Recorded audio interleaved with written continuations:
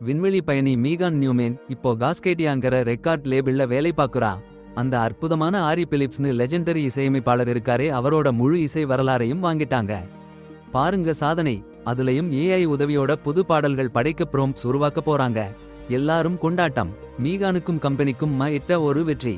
ஆனா அவங்க கணவன் ஜான் முகம் சரியில்ல. வேலை நிறுத்திட்டாரு. கிரீன் ஹவுஸ்ல தோட்ட வேலைதான். இசையில அவருக்கு நல்லா பிடிக்காது. அது மட்டுமில்ல, மீகான் கிட்ட குழந்தை பெத்திடணும்னு அவருக்கு ஆசை. ஆனா மீகான் சொல்றாங்க, நேரமில்ல, சக்தி இல்லன்னு. வீட்டுக்கு போற வழியிலே அடுத்த வருஷம் எம்பிரியோ இம்ப்ளான்ட் பண்ண பிளான் பண்ணியிருக்கோம்னு மீகான் வற்புறுத்துறாங்க. ஜான் சொல்றாரு, ஃபுல் டைம் டாட் ஆகிறேன் என்று. நான் உனக்கு ஃபுல் டைம். சாரி அது வேற விஷயம். அவருக்கு அவங்க வேலை ரொம்ப பிஸி. படுக்க போறதுக்கு முன்னாடியே வேலை பார்க்குறாங்க. ஜான் மீண்டும் அவங்களை சந்திக்க முயற்சி பண்றாரு. ஆனா மீகான் ரொம்ப டயர்டா இருக்காங்க. எப்பவுமே பண்றோம்னு வாக்கு கொடுக்கறாங்க. அட பாவி, என்ன பண்றீங்க அந்த மனுஷனுக்கு? ஒரு நாள் மேகன் மனிதன் ரோபோட்டுகளை தயாரிக்கிற பெரிய கம்பெனிக்கு போறா. அவங்க சித்தி லாயலா அங்க சூப்பர் இன்ஜினியர். 7 வருஷத்துக்கு அப்புறம் தங்கச்சி வந்தா லாயலா நம்ப முடியல. ஏதாவது வேணும்னு தெரிஞ்சிச்சு. லாயலா முன்னாடி சொன்ன ரகசிய ரோபோட் ப்ராஜெக்ட் பத்தி மேகன் கேக்குறா. ஜான்னு ஒருத்தருக்காக வேணும்னு சொல்றா. வேலைன்னு நாள் முழுசும் சுத்திட்டு ஜான் கிட்ட சரியா நேரம் கொடுக்க முடியலன்னு சொல்றா. லாயலா இன்னும் டெஸ்டிங்ல இருக்கு, அப்ரூவல் இல்லன்னு சொல்றா. டெஸ்ட் பண்றவங்க சில புள்ளி பண்ணிட்டாங்கன்னு சொல்றா. ஆனா மேகன் விடமாட்டேங்கிறா. தகவல் எல்லாம் கொடுக்கிறேன்னு வாக்கு கொடுக்கிறா. லாயலா சொல்றதுக்கு முன்னாடி குழந்தை சத்தம் போட்டு சம்மதிக்க வைக்கிறா. ஜான் கிஃப்ட் பார்த்ததும் கடுப்பா ஆயிடுறான். அவன் வைஃப் பலூன் டால் கொடுத்தா போல இருக்குன்னு சொல்றான். அன்னைவர்சரி கிஃப்ட் இதுன்னா அவமானமா இருக்குன்னு சொல்றான். மேகன் அவனை விட சாதிச்சிருந்தாலும் அவன் இன்னும் மனுஷன் தான்னு கொந்தளிக்கிறான். அவளுக்கு அவன் மனைவி வேணும், ரோபோ இல்ல. மேகன் மன்னிப்பு கேட்டா. அவனை சந்தோஷப்படுத்தணும்னு மட்டும்தான் நினைச்சாங்கன்னு சொன்னா. கோவப்படுத்த நினைக்கலன்னு சொல்லி அனுப்புறேன்னு ஒத்துக்கிட்டா. ரொம்ப அருமையான காதல் வாழ்க்கையை ரோபோவுக்கு ஒப்படைக்கிறதுன்னா பைத்தியம்தானே. சோதனை நேரத்துல வழக்கறிஞர் கோர்ட்டுல சொன்னாங்க, எல்லா எச்சரிக்கையையும் மேகன் பார்க்காம விட்டுட்டு சோதனை பண்ணாத ரோபோவை வாங்கிட்டாங்கன்னு. அதனாலதான் அவங்க கணவர் இறந்துட்டாங்கன்னு. ஃபுல் டைம் வீட்டுக்கு கணவனா இருக்கிற ஜான் ரொம்ப சலிப்பா இருந்தான். அத்தனை பணத்துல அவன் ஒருத்தன் இல்லாம வீட்ல உட்கார்ந்திருக்கான். நான் இருந்தா உலகம் சுத்தி பயணம் பண்ணுவேன். ஜான் பாக்ஸை திறந்தா ரொம்ப அழகான ரோபோ அவன் முன்னாடி நின்றது. ரோபோவை திரும்ப எடுத்துட்டு போற டீம் வர காத்திருந்தான். ஆனா அவன் ஆசை அடங்கல. ரோபோ முகத்தை தொட்டான். அதுல டச் ஆக்டிவேட் இருந்துச்சு. அடப்போடி, அழகு, ஆபத்துல மாட்டிட்டே. ஜான் சர்ப்ரைஸ்டா இருந்தான். ரோபோ அவனை பத்தி எல்லாத்தையும் தெரிஞ்சுக்கிச்சு. அவங்க பேசுறதுக்கு அதிகமா அவனுக்கு என்ன வேணும், என்ன தேவைன்னு ரோபோ புரிஞ்சுக்கிச்சு. எப்போன்னு கூட தெரிஞ்சுக்கிச்சு. ரோபோ ஜானை நெருங்கி பார்க்கணும்னு ஆசைப்பட்டதாச்சே. அவனை தொட்டு பார்த்தாச்சுன்னா அவனுக்கு சின்ன சின்ன ஷாக். ரொம்ப ஆச்சரியமா போச்சு அவனுக்கு. உண்மையான மனுஷி மாதிரி இருக்குன்னு தோணுச்சு அவனுக்கு. அப்புறம் வீட்டை சுத்தி காட்ட சொன்னாச்சு ரோபோ. அவன் கடந்த காலம் ஹாபீஸ்னு எல்லாம் கேட்டாச்சு அந்த ரோபோ. அப்படி ஒரு ஆர்வம். கிரீன் ஹவுஸ்க்கு கூட்டிட்டு போனான் ஜான். அங்கே பெயர் வைக்க சொன்னாச்சு. வால் இப்படத்துல கிரேசி ஆனா ஈவ்னு பெயர் வச்சான். அப்புறம் ஈவ் ஜானை ஃப்ளர்ட் பண்ண ஆரம்பிச்சாச்சு. உண்மையான மனுஷி மாதிரிதான் நான்னு சொல்லி சொல்லி கொண்டாடினாச்சு. மேகன் சரியில்லைன்னு ஜான் ஒதுங்கினான். ஆனா ஈவ் மேகனுக்கு இதுவே பிடிக்கும்னு சொல்லி கேவலமா புரட்டுனாச்சு. மேகனோட வக்கீல் ஹியூமானி கம்பெனி மேல குற்றம் சாட்டினாங்க. மேகனை பாவிச்சு கம்பெனி காப்பாத்திக்கிறாங்கன்னு சத்தம் போட்டாங்க. ஜானோட சாவிற்கு கம்பெனி பொறுப்பு எடுக்க மறுக்கிறாங்கன்னு கத்தினாங்க. பெரிய கம்பெனின்னு காட்டி உசுப்பேத்தினாங்க. வீட்டுக்கு வந்த மேகன் ரோபோ இருக்கிறத பார்த்து அதிர்ந்தா. ஜான் ரோபோவை திருப்பி அனுப்ப மாட்டேன்னு சொன்னான். மேகன் ரொம்ப சந்தோஷப்பட்டா. ரோபோவை யூஸ் பண்ணிட்டான்னு பெயர் கூட வச்சுட்டான்னு கேள்விப்பட்டா. அப்புறம் செக்ஸ் ரொம்ப நல்லா இருந்துச்சுன்னு சொல்லி மனைவிய பத்தி கவலைப்பட மாட்டேன்னு சொல்லி முடிச்சான் ஜான். இரவு. ரோபோட்டாலே ஜான் பாட்டு பாடி தள்ளிட்டானாம். அட போங்கடா, எனக்கு பொறாமை வந்துடுச்சு. மீகன் அடுத்த நாள் ரோபோட்டுக்கு ஜான் வைச்ச பேர் கேள்விப்பட்டதும் கண்களை விரிச்சு பார்த்தா. சும்மா பார்க்கல, கடுப்பு கலந்து. வேலையில மீகன் ஒரு மாதிரியா இருந்தா. சங்கீதத்துக்கு நல்ல ஏஐ உதவி வேணும்னு ஆசைப்பட்டா. அதுக்காக வின்ஸ் கடுமையா வேலை பண்ணணும்னு சொன்னா. வின்ஸ் அவங்க வலது கை, ஜானோட நண்பன். கோர்ட்டுல வின்ஸ் சொன்னது கேளுங்க. ஜூலியார்ட்ல ஜானோட படிச்சதையும் இசையில உள்ள ஆசையால ஒரு இசைக்குழு ஆரம்பிச்சதையும் சொன்னான். அவங்க பாட்டு பாடுறத கேட்டதும் மீகன் காஸ்கேடியா ரெக்கார்ட்ஸ்ல சைன் பண்ண சொன்னா. டூர் போனாங்க. 2வது ஆல்பம் விற்பனையாகாம குழு கலைஞ்சு போச்சு. ஏஐ இசை வந்ததுனாலதான் இப்படி ஆச்சுன்னு ஜான் எப்பவும் சொல்லுவானாம். காஸ்கேடியா ரெக்கார்ட்ஸ்ல மீகன் ஏஐ தொடங்கினப்போ வின்ஸ் உதவியாளரா வேலைக்கு சேர்ந்தான். ஆனா ஜான் வேலைக்கு வரவே இல்லை. மீகன் வேலை கொடுத்தும் வரல.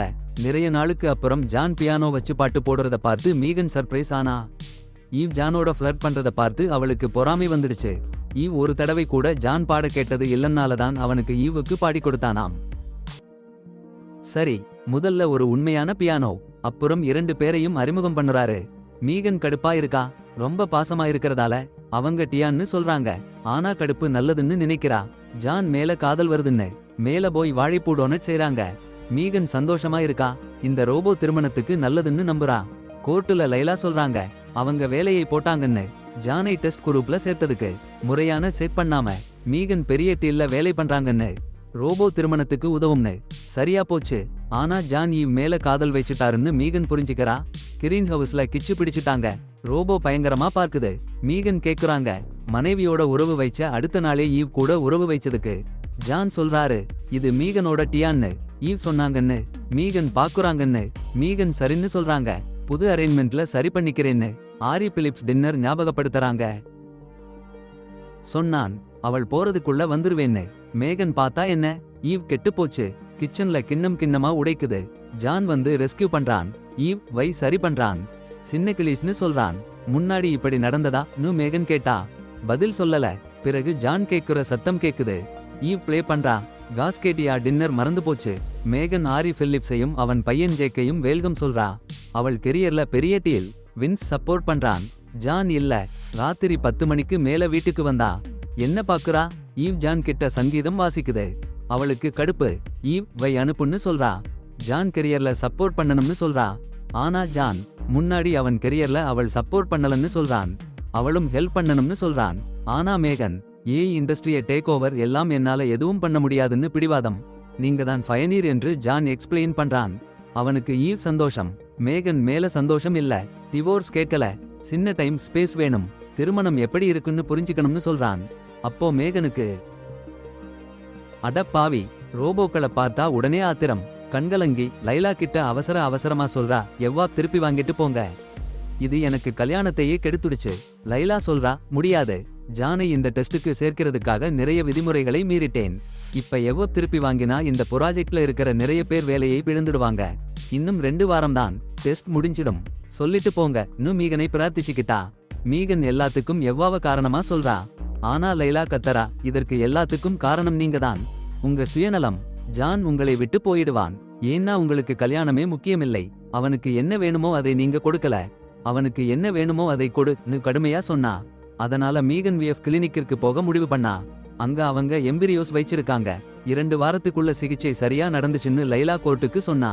மீகனுக்கு மகிழ்ச்சி பட்டாசு. உடனே ஜானுக்கு போன் பண்ணி நான் வந்து பேசுறேன்னு சொன்னா. இரட்டை குழந்தை சந்தோஷத்தை சொல்ல போறா. சந்தோஷமா வீட்டுக்கு போனா. ஆனா ஜான் கொஞ்சம் தூரமா இருக்கான்.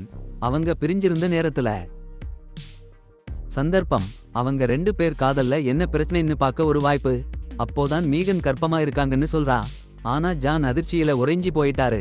பிரிஞ்சு இருக்கிற நேரத்துல இப்படி அவசரமா முடிவு எடுக்கிறதா அவருக்கு சரியில்லைன்னு தோணுச்சு.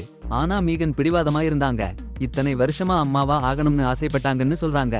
அப்போ ஜான் திடுக்கிட்டு விவாகரத்து வேணும்னு சொல்றாரு. ஈவ் மேல காதல்னு சொல்லிட்டாரு. மீகன் கடுப்பா போய் பாட்டிலை அவரு தலையில உடைச்சுட்டாங்க. அந்த நேரம் லெல்லா வேலையில இருந்தாங்க. மீகன் கோபமா போன் பண்ணி கூப்பிட்டாங்க. போனா ஜான் சாவுற மாதிரி நிலத்துல கிடந்தாரு. மீகன் பதட்டமா எனக்கு கொல்ல எண்ணம் இல்ல, போலீஸ்க்கு போன் பண்ணணும்னு சொல்றாங்க.